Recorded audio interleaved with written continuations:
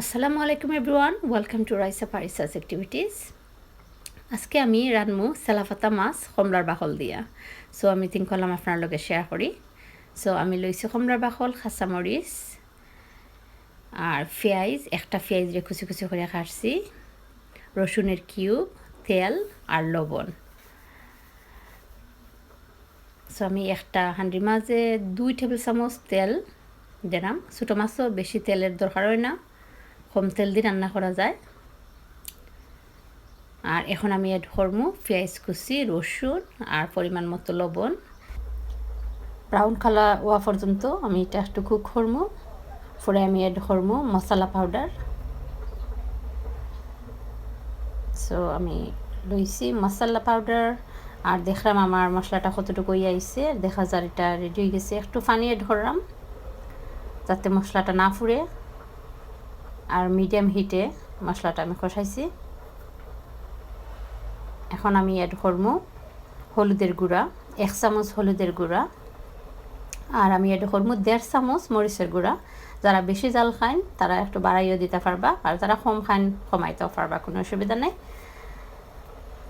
দিয়ে আমি এটা মিক্স করবো। আর আরও এড করবো 1/2 চামচ ধনিয়া পাউডার। সো আমি এখন এড করলাম 1/2 চামচ ধনিয়া পাউডার আর সামান্য পরিমাণ পানি, যাতে আমার মশলাটা বালা করে বোনা হয়।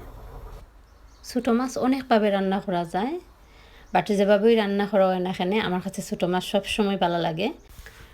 যারা কোনো সময় কমলার বাকল দিয়ে ট্রাই করে দেখছেন না, আপনারা ট্রাই করে রান্না দেখতে পারেন। এটা একটা ডিফারেন্ট টেস্ট হয়, আর আমার কাছে তো অনেক মজা লাগে। সো আমার মশলাটা রেডি হয়ে যাচ্ছে। আমি এখন এড করবো কমলার বাকল আর দিয়ে আমি 2-3 মিনিট এটা নাইড়া সাইড়া দিমু। 2-3 মিনিট পরে আমি এড করবো মাছ, সেলাফাতা মাছ। সো আমি এখন এড করলাম সেলাফাতা মাছ আর খাসামরিচ দিলাইছি। দিয়ে আমি বালা করি একটু নাড়িয়ে সাইড়ে দিমু। এটা বেশি আবার নাড়াচাড়া করা যাইতো না, কারণ মাছটা একবারে নরম থাকে, আর বেশি নাড়লে এটা মাছ ভাঙ্গি যাইব। পরে আমি 5 মিনিট এটা ডাইক্কা রাখি দিমু আর মিডিয়াম হিটে কুক করবো। 5 মিনিট পরে আমি চেক করলাম আমার কোনো এক্সট্রা পানি এড করা লাগবে নি, কারণ আমি এটা বেশি পানি দিয়ে করতাম না, এটা মাখা মাখা জুল। সো তুরা পানি এড করলাম 1/2 কাপের মতো।